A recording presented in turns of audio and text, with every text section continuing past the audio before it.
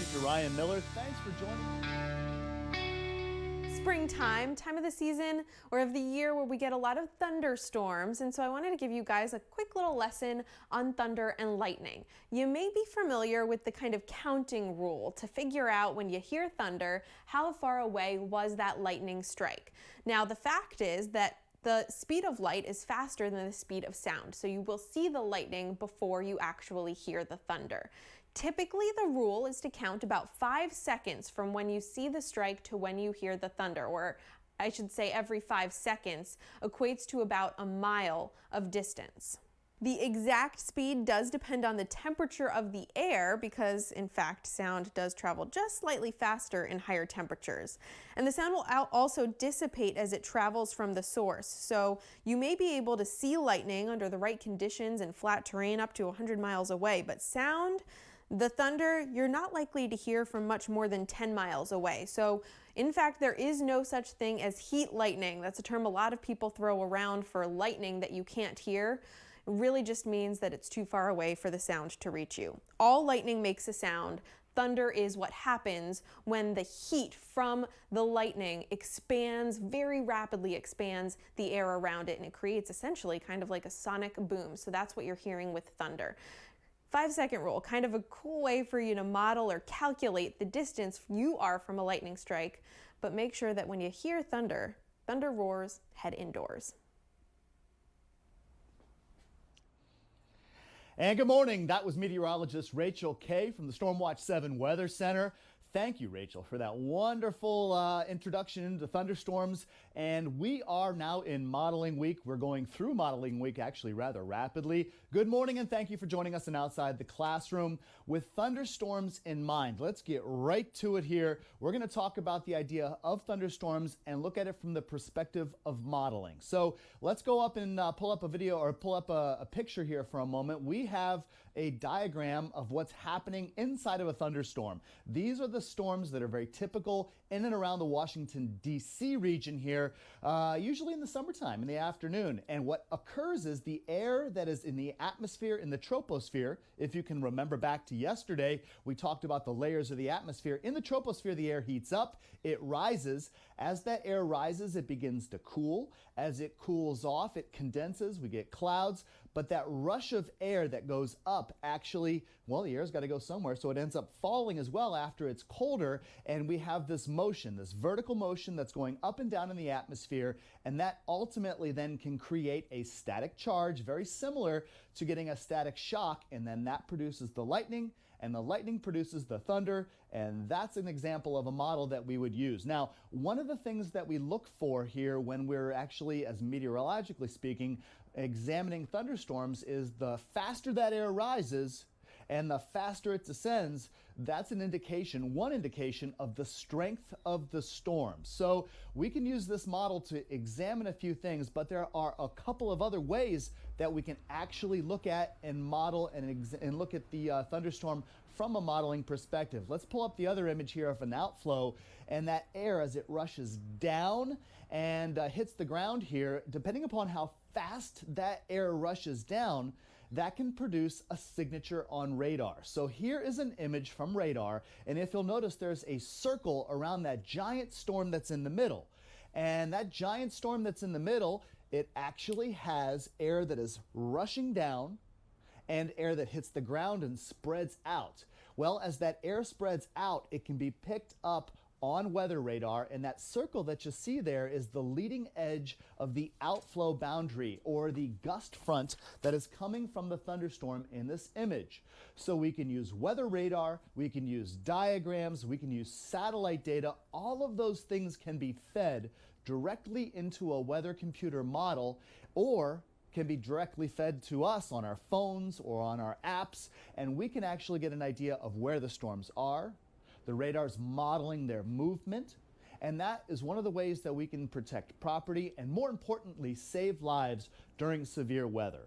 So modeling is a very important and integral part of all of the things related to weather. We use models to make predictions. We also make models and use models to look at and analyze past events. Coming up on today's show, we've got wonderful things to examine and take a look at. We have our simple machines going here as models. I have suspended a cinder block that is precariously hanging from my porch ceiling here, so hopefully nothing happens. It won't, trust me. And we're going to talk about the idea of simple machines and model some of them for you. We're going to reveal the words of the day.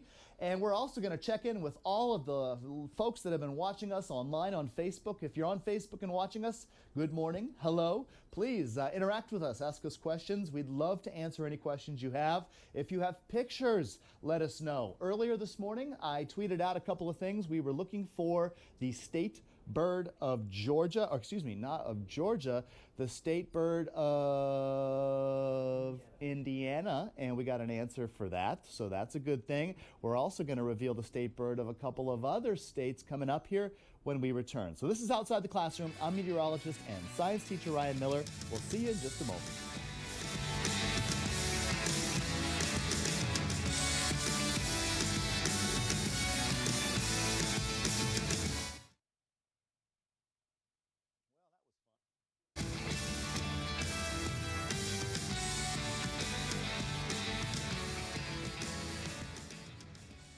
Welcome back. It's Outside the Classroom, and I'm Ryan Miller. We're here to provide a service to you to keep that learning process going when we're away from the classroom and really away from so many things. We're looking at modeling this week. We're trying to come up with some activities that you can do at home easily. I understand that this is not necessarily an easily able or capable thing to do at home, but nevertheless, we're going to illustrate a couple of points in just a few minutes related to simple machines, things that you can do at home to keep that learning process going. And remember, this is my mantra. This is the show's mantra. It's about learning something new each day and not necessarily about checking boxes or just simply completing things. So first of all, we'd like to thank a few folks here for tuning in. Pamela Cleveland in Akakeek, I really appreciate you checking in with us. Thank you, Pamela, for watching, and I hope you're having a good morning. If you have any questions, let us know, Pamela. And we were also able to check in with Ella Washington in Georgia, the state of Georgia, not the country Georgia, or whatever else might be named Georgia. Ella, thank you so much for watching us in Georgia, and we've revealed a couple of things here. Let's get right to it. We were looking at, and we've started this little game of trying to figure out the state birds of all the states. I don't really know why we started this, but it's kind of fun actually, and we're keeping track. Amani, yesterday we were wondering what Indiana's state bird is. Amani told us and got to us on Chime In that the red cardinal is Indiana's state bird, and the state animal is the white-tailed deer. So we got a twofer with that one. Amani, thank you so very much. The cardinal now is the state bird of Ohio. It's the state bird of Indiana, and it's also the state bird of Virginia. I wonder how many more cardinals are out there actually relative to other states. I guess we'll find out very soon. And then this morning on Twitter, I was asking folks, what's the state bird of Georgia? I don't really know these answers, and I'm curious if we can interact with folks that way. And luckily, we were able to hear from Dad on Twitter. Not my dad, but hey, Dad, thank you for watching us here. The state bird of Georgia is brown thrasher, and thanks to Dad trying and Latavian Sands, that's his name. Thank you, Latavian, for sending us that information. The brown thrasher, easy for me to say, is the state bird of Georgia. So let's get into a couple of things here. Number one, if you're looking to interact with us, we're here to answer questions, give you some ideas on things that you can do at home. We're here to try and give you some simple and unique looks at different perspectives and different themes that we try to teach in school. If you want to ask us questions, if you'd like to interact with us, there are many ways to do that. I'm on Twitter. There's my Twitter handle. I'm on Instagram. There's my Instagram information. And of course, we've got Chime In on WJLA.com. Lots of different ways to interact with us. Of course, we're on Facebook too. We're streaming on Facebook, and that's another way. We've got folks that are monitoring Facebook. And please, if you have something that pops in your head, whether it's a compliment or a question, please, we're here to answer and help out and figure out that we're all in this together here, things that we can do. So we've got some words to go over today, the words of the day, and there are different things you can do to model words. Yesterday's words were data, analysis, and information. If you take data, collect data, and run an analysis, that will provide you information. So there's a relationship in these three words, actually. And then let's get into the idea of the words of today. So I know that says today, but we're going to write these out. So if you're at home and watching, let's go over these three words, and we would love to see you spell these words out. We would love to see you take a picture of these words, maybe on sidewalk chalk. You could use things outside to spell these words out here. But here are the words of the day. The first one is input. Things that are going into something. And usually an input will go into a system. And with inputs going into a system, an output is the result. So these are our three words, and they do relate to modeling. Here's how. For example, we use computer models to make predictions on the weather. So some of the inputs that go into a computer model are measurements, observations we make of the atmosphere. That goes into a system, a computer system, and then the computer model as a system then takes all of the data, all of the inputs, and ultimately produces an output, a forecast. So these are the three words of the day. We'd love to hear and see you spell them out. All right, simple machines. Let's reveal here without breaking any toes some of the things that we've got going on. Simple machines, and this is a model of a simple machine that I quickly put together here, and my wonderful and fabulously really talented photographer, Rich, was getting nervous as I was playing with this. We all know how cinder blocks are very difficult to lift. They're heavy. Well, we can use simple machines, and this is a model of a compound pulley to make it easier to pull things up. Whoa, I'm precariously doing this here. But this is not hard to tug on. I'm just simply using a little bit of weight, and these machines can help us to do and to collect, or I should say not collect, help us do the easy things we do. So a pulley is an example of a simple machine. Another example of a simple machine, and I'm going to let this down because this is actually heavy, but those pulleys made it easy, would be a lever. So for a lever, if we wanted to lift something up, you would have a point, a fulcrum, that would allow you to lift something up. So my question before we go to break is this. Would it be easier if I put my fulcrum back here to lift something up? Or would it be easier if I put the fulcrum towards the front of my lever to lift something up? We'll reveal that answer when we return.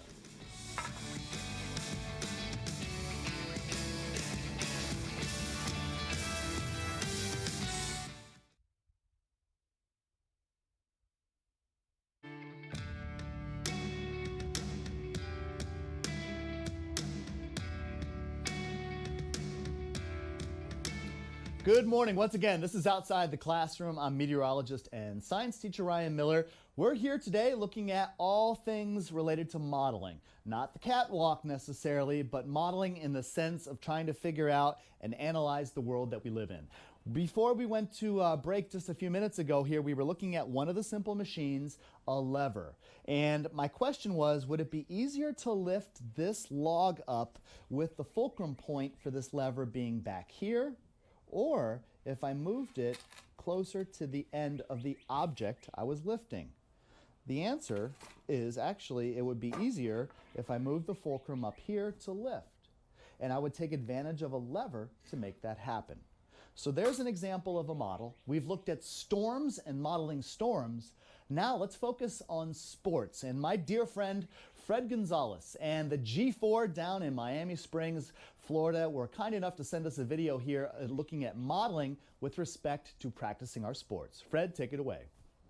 Hey Ryan, thanks for having us on your show. This is, again, my name is Fred Gonzalez. I'm the president of the Miami Springs Little League here in Miami Springs, Florida.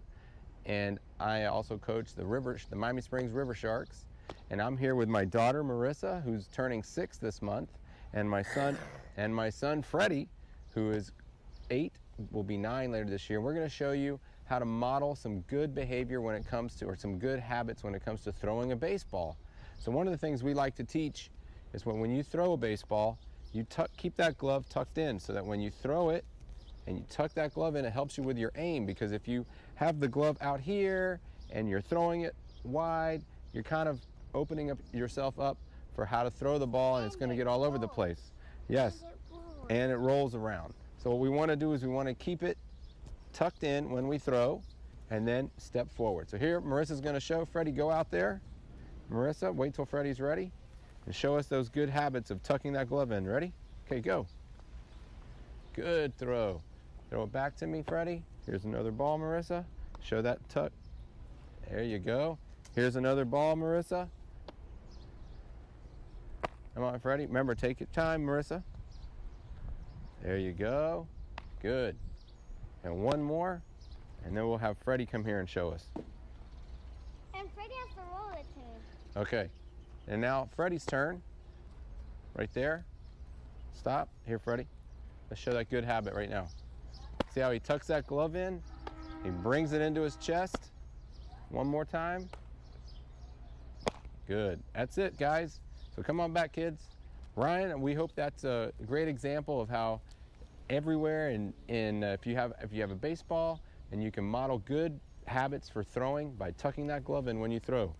Everyone, say bye to Mr. Ryan. Thanks for having us on your Ryan. Thanks for having us on your show.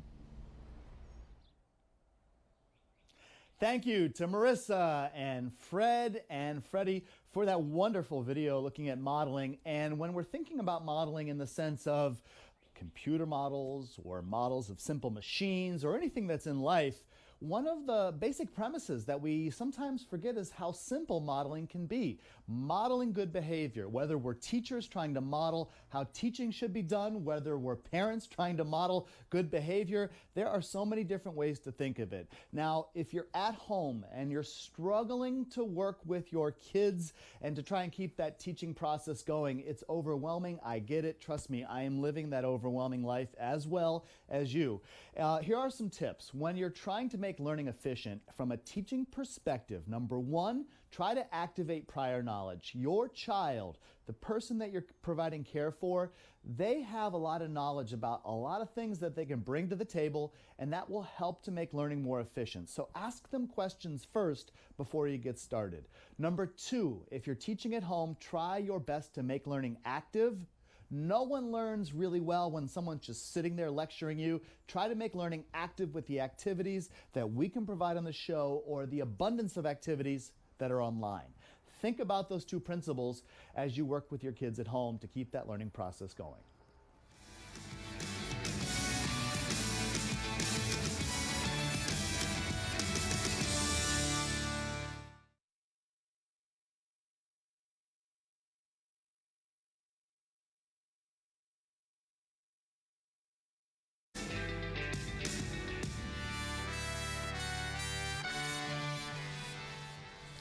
Good morning on this very cold, it certainly doesn't feel like spring morning, but it is spring on Outside the Classroom. I'm meteorologist and science teacher Ryan Miller with you here. We are looking at and asking you to represent your favorite baseball teams. I've got the Washington Nationals and the gloves on here to represent those Curly W's.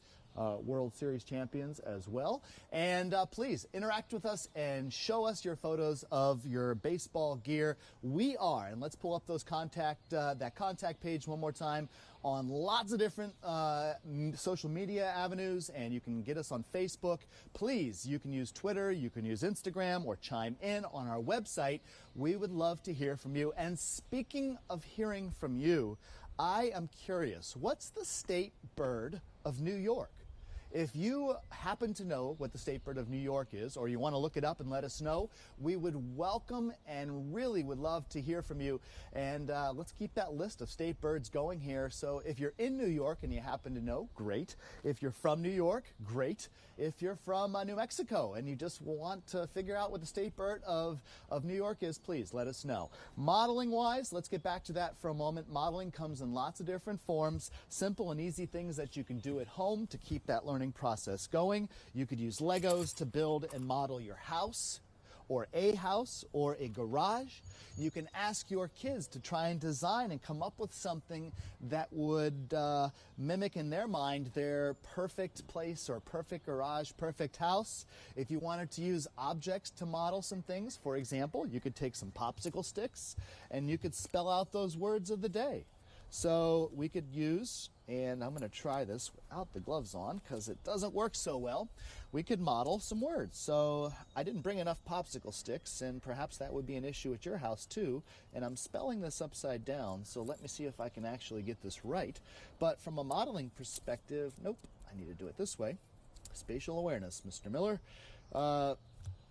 D, A, and if I had more, I'd spell out data. But that's something you could do at home. It doesn't have to be popsicle sticks. It can be sticks from the yard. We've had so much wind over the last few days that you can grab some sticks and you can take those sticks and make words out of them. It makes learning active, it gets you out of the house, and it keeps that process of trying to figure out and spell going. So some other ideas for modeling: you could take certainly some of these popsicle sticks and try to build a house out of it. You could take sticks from your yard and try to make a house out of it. Or earlier this week, we made bridges. Modeling can be applied to so many different facets of life. You can look at modeling from the math perspective. We did that yesterday. And to recap and review, we took and drew a triangle here. And we tried to use the Pythagorean theorem to try and determine what the length of the largest side is in this triangle. So if that was 1 meter, it was, and this is 2 meters, it was, then this hypotenuse, or this long side of the triangle, would be 2.3 meters. So we're here to provide math, we're here to provide ideas, anything. Please let us know how we can help. This is Outside the Classroom. We thank you so much for joining us. We're going to keep that modeling going here into the next hour.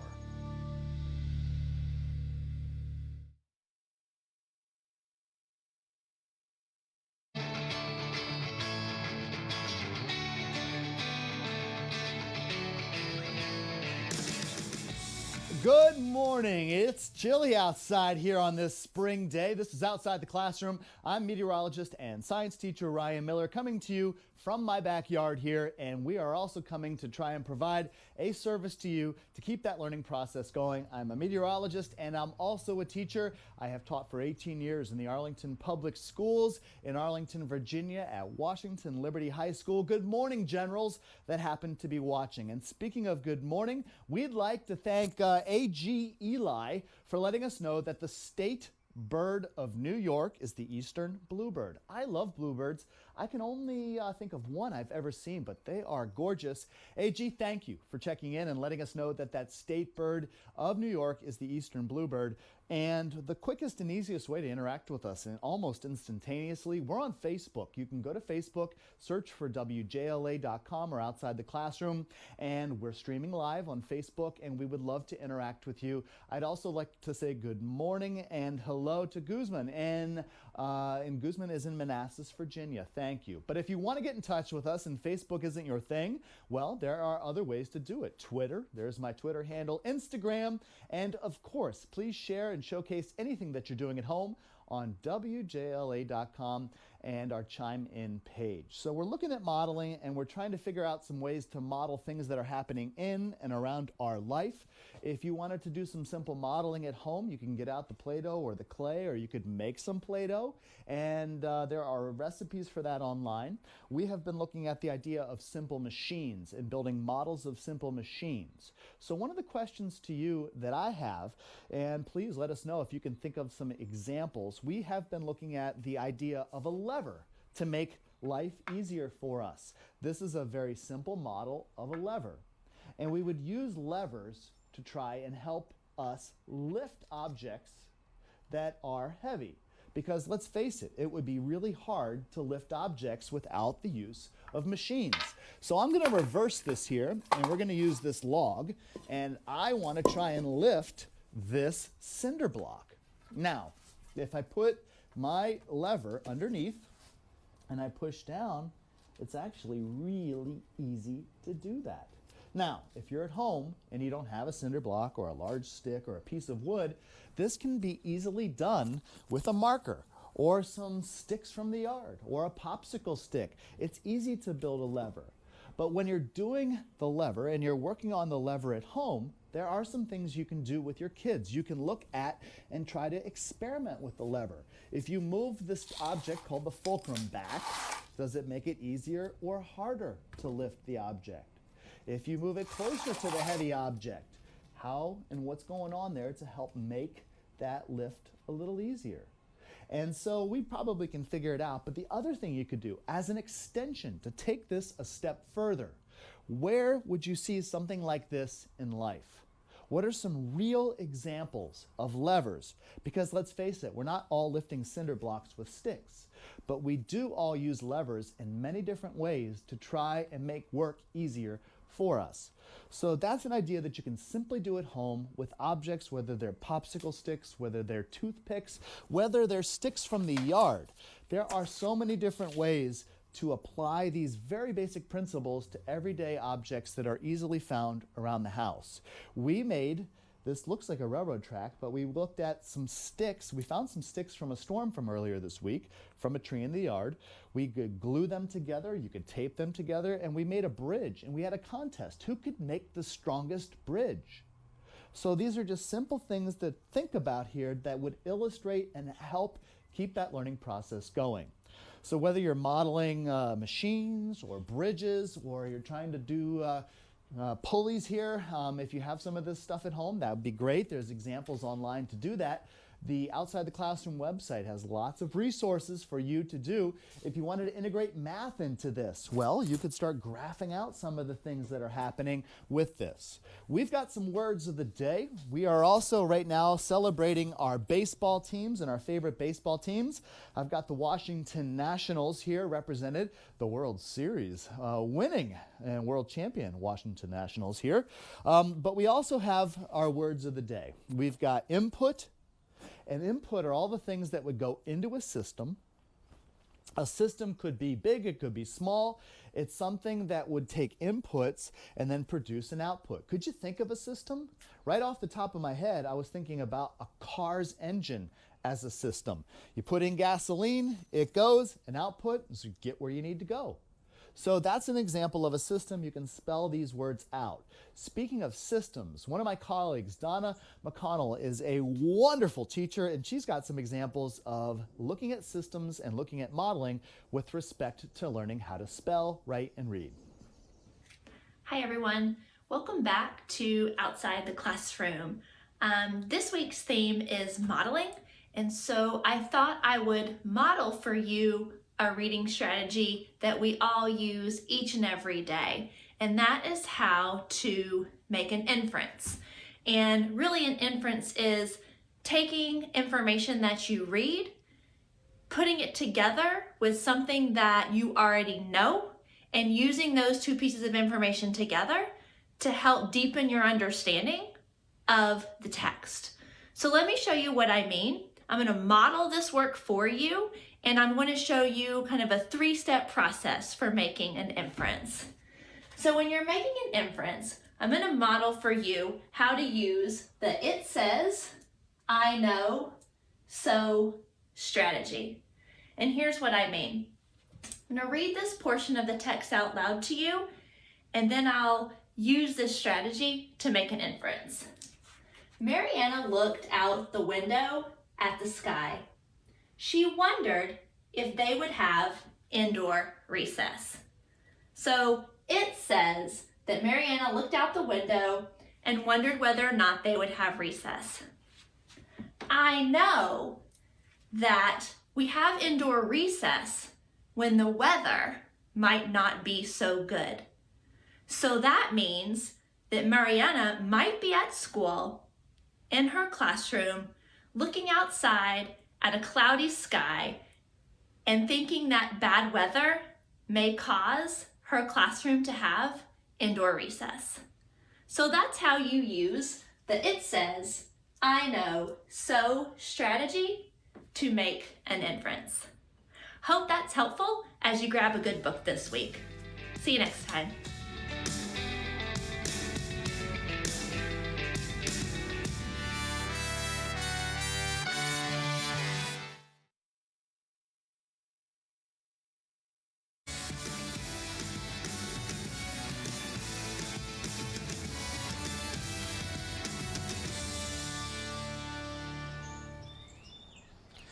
Welcome back to Outside the Classroom. I'm Ryan Miller. Thank you so much for joining us. We're looking at how to use modeling to improve our lives, to learn something new, and to just analyze the world around us. We're going to give you some ideas that you could do at home, whether it's a pen and paper, whether it's some sidewalk chalk, however you want to configure this to make it work for you and your family using simple things around the house. Well, let's talk about modeling. If we don't have things like popsicle sticks or simple machines that are very visible, I have a couple of ideas of how you could model words or spelling that would make it not necessarily a torturous activity for your child inside.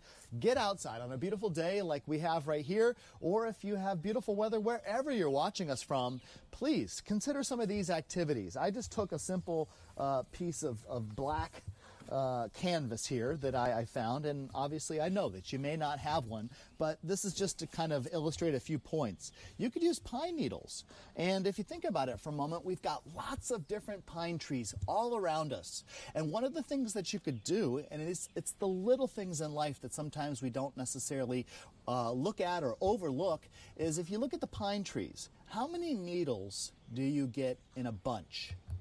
Do all pine trees have 3 needles? Well, that's something you can explore. That's a question that you can investigate around the house or around the yard, wherever it is that you live. So this has 3, but if you think about it and walk by a pine tree later today or tomorrow, think about looking at and observing and making observations. Are the pine needles all the same length? Do they come in 3s or 2s or 1s? What do you see? You can take these pine needles and spell some words out with them. And you could use these. This is a very simple word. And you could take the pine needles, you can modify them if you wanted to, but it's a great way to spell and to work on spelling and practice spelling using objects that are not necessarily your simple words or your letters and your pieces of paper and pens. So let's look at the idea of modeling and the idea of modeling with gadgets. And our friends at the International Spy Museum have some really interesting ideas on modeling as it applies to spying. Hi, it's Jackie Isle from the International Spy Museum with you again, and I know we're talking about modeling this week, so I thought I would talk about spy gadgets. The reason spy gadgets are important to the topic of modeling is because in order for gadgets to be built and designed, they have to be modeled. Spy gadgets are solutions to problems. The International Spy Museum actually holds the largest collection of spy artifacts on public view in the world, so we've got thousands of gadgets on display, and I want to share a few of them with you because I think that they're really exciting in terms of how innovative they were at the time that they were developed. So when we talk about the problems that spies have to solve in the field, one of them is photographing intelligence or secrets. So spies have done this in a number of ways, everything from pen cameras, like this fountain pen camera that conceals a very small camera inside of it, to a wearable buttonhole camera where the spy would walk around and snap pictures by just reaching into their pocket and releasing the shutter in the button. Or in World War I, pigeons were flown over enemy territory with cameras strapped to their chests, and they would also take pictures. We also have the Insectothopter, which is a dragonfly drone. It's a little bit more modern. This one is from the KGB, modeled after a CIA version, and it also will fly overhead and take pictures from overhead. Other problems that need to be solved in the field are how are you going to transport your secrets or secret information. I like this one. This is a ring concealment. Underneath that gemstone is a small microdot or a little small message, teeny tiny message that would be carried, and no one would know that you had that secret. And last but not least, we do have some weapons in our collection. This is one of the most famous ones, the lipstick pistol, otherwise known as the kiss of death. It holds one single bullet, would be used by a woman, and if she were in a tight spot, this could really help her get out of it. So those are some of the objects in our collection, but what I want to do is challenge you to design your own spy gadget. We have a contest going on right now. You can download this sheet from our website, and we want you to model or design a spy gadget here. You're going to need to tell us what problem your spy gadget solves, what science it uses, and there is a prize. The contest will be judged by former tech ops of CIA, and we're going to be giving away night vision goggles. So good luck with this contest, and happy gadget making. Night vision goggles, that would be amazing. Jackie, thank you. And those are our friends at the International Spy Museum here in Washington, D.C. The idea of modeling can be applied to so many different parts of life, whether you're looking at modeling good behavior, whether you're trying to model spelling or reading techniques. We've got some ideas that you can do simply at home. Here's one I put together rapidly and very quickly. I built a model of a yard, my yard here, and we're looking at pine needles. And remember, I just talked about the idea, does every pine tree have just 3 needles? Well, here's my 3 needles that I found right there from one pine tree. I just went and looked at another one, and actually, I answered my question. There it is. That does not have 3 needles. It has more. But then I built a little model, and you could keep track of what's happening and the changes in the yard or the landscape around you wherever you are, whether you're in an apartment building or you're in a house.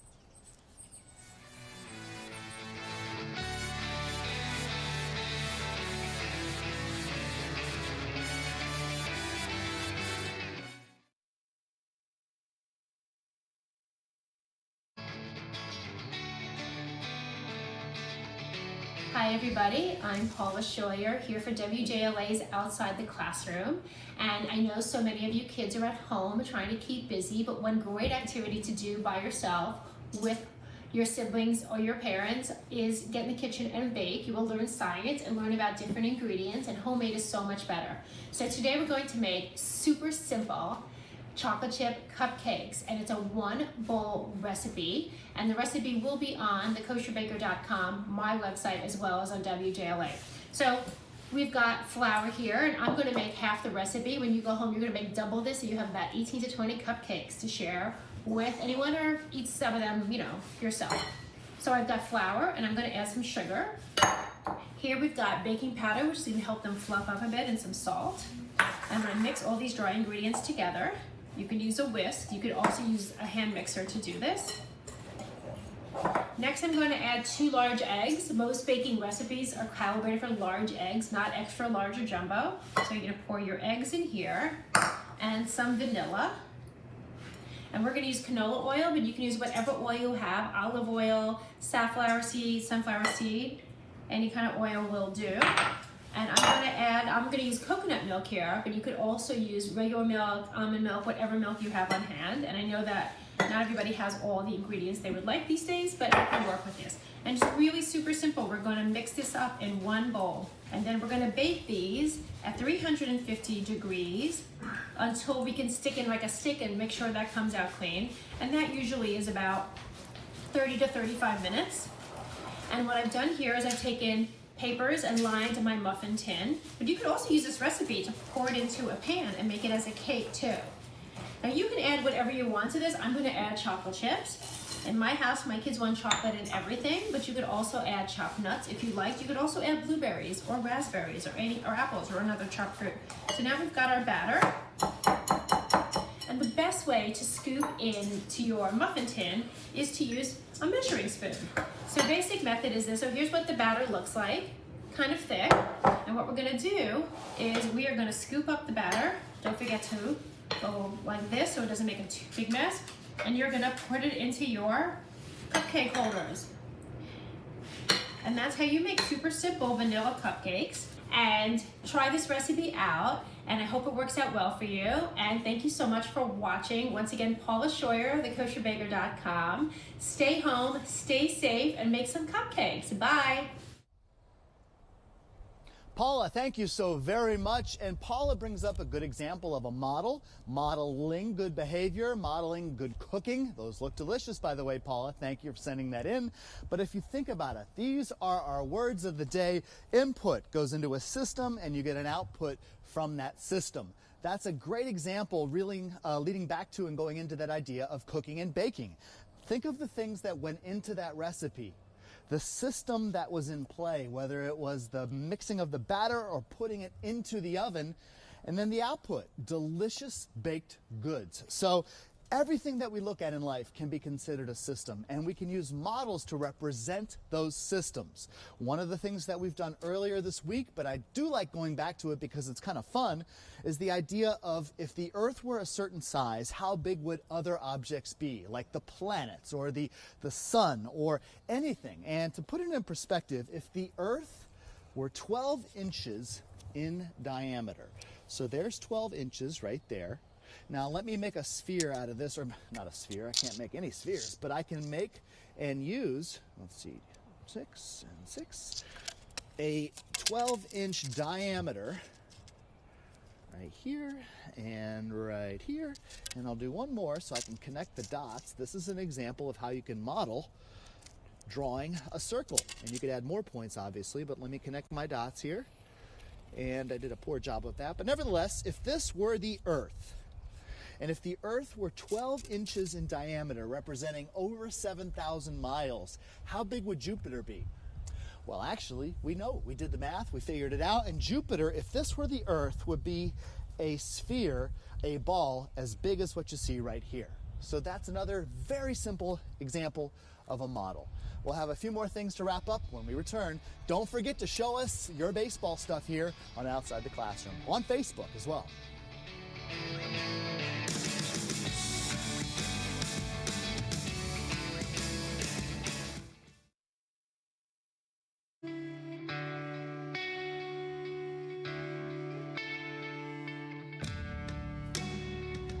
Welcome back to Outside the Classroom. I'm meteorologist and science teacher Ryan Miller. We're looking at modeling today and over the next couple of days this week.